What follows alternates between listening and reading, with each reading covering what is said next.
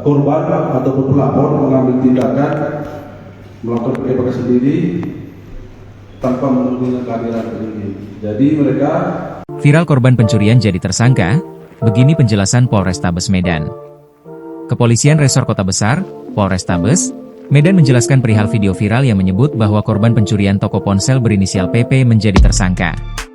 Kepala Satuan Reserse Kriminal, Reskrim, Polrestabes Medan, AKBP Bayu Putro Wijayanto, mengatakan, PP menjadi tersangka atas dugaan tindak pidana penganiayaan yang menyebabkan GT dan T, pelaku pencurian, mengalami luka di bagian tubuh. Dari hasil proses penyidikan, ditemukan fakta, termasuk lewat prarekonstruksi. Para saksi, saksi pendukung, dan petunjuk-petunjuk yang ada didapatkan keterangan. Dari saksi netral itu, memang ada suatu tindakan. Kami pun beranjak dari hasil visum dan diperkuat keterangan ahli dokter yang mengambil visum bahwa ada luka di kepala atau bagian tubuh lainnya, kata Bayu saat konferensi pers di Mapolrestabes Medan, Senin, 2 Februari 2026. Dalam kasus ini, tidak hanya PP yang diduga melakukan penganiayaan, tetapi juga ada 3 orang lagi, diantaranya LS, W, dan S. Namun, ketiga orang tersebut dinyatakan masuk daftar pencarian orang, DPO. Bayu menjelaskan, sesuai keterangan, ada tindakan pemukulan yang dilakukan LS dan teman lainnya di kamar hotel.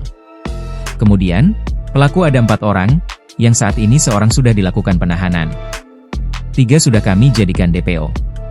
Pada saat di kamar hotel, ada tindakan penganiayaan secara bersama-sama dengan pemukulan dan tendangan sehingga terdapat luka sesuai hasil visum, ucap Bayu. Tidak hanya di situ, korban GT diseret keluar, dipiting, dan dimasukkan ke bagasi mobil. Pengakuan korban, ada tindakan penyetruman menggunakan alat. Korban juga diikat oleh para pelaku. Inilah tindakan-tindakan penganiayaan yang terjadi setelah 1 orang. Ada 1 orang lagi yang di kamar berbeda, ujar Bayu. Para pelaku ini kembali ke kamar sebelahnya, kamar 24. Pada saat masuk, para pelaku, LS dan kawan-kawan langsung melakukan tindakan kekerasan secara bersama-sama kepada pelaku pencurian berinisial R. Korban R kemudian dibawa ke mobil yang sama. Dilakukan pengikatan pada kedua tangan, papar Bayu. Diketahui, GT dan T adalah karyawan penjaga toko ponsel milik PP. Kedua orang baru bekerja selama 2 pekan dan melakukan pencurian pada 22 September 2025. Pada hari yang sama, PP melaporkan kejadian ke Polsek Pancur Batu.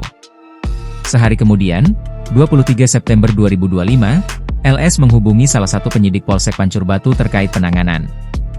Memang ada informasi si pencuri berada di hotel di Jalan Jamin Ginting, Padang Bulan, Medan Tuntungan.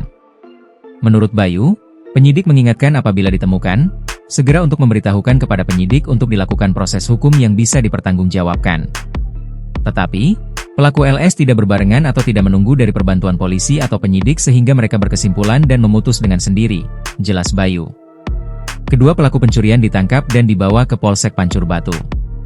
Namun, 3 hari setelah ditangkap, 26 September 2025, keluarga GT melaporkan dugaan penganiayaan yang diduga dilakukan PP, LS, W, dan S. Setelah keempat orang itu dilaporkan, proses hukum terhadap GT dan T tetap berjalan dan sudah dijatuhi hukuman penjara masing-masing 2,5 tahun. Sebelumnya, keluarga LS, Nia, mengatakan, mengajak karyawan lain berinisial M, bekerja sama untuk memancing pelaku di salah satu hotel. Dari pengakuan Nia, penggerebekan ini diketahui bahkan diikuti oleh penyidik. LS dengan penyidik berkomunikasi terkait pelaku sudah ada di hotel. Tapi, penyidik bilang, ayolah, sama-sama kita. Jadi, karena suami saya merasa tidak enak, jadi kami ikut. Kami ke sana bersama, kata Nia. Saat digerebek, Nia yang saat itu ikut bersama suami, LS, dan adiknya PP mengaku melihat pelaku mengancam dengan pisau.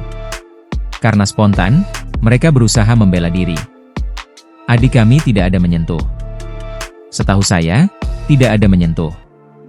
Ditarik keluar lalu diserahkan kepada polisi. Kalau penganiayaan yang beredar di media di mana pelaku dianiaya bersama-sama dan sebagainya, itu tidak ada.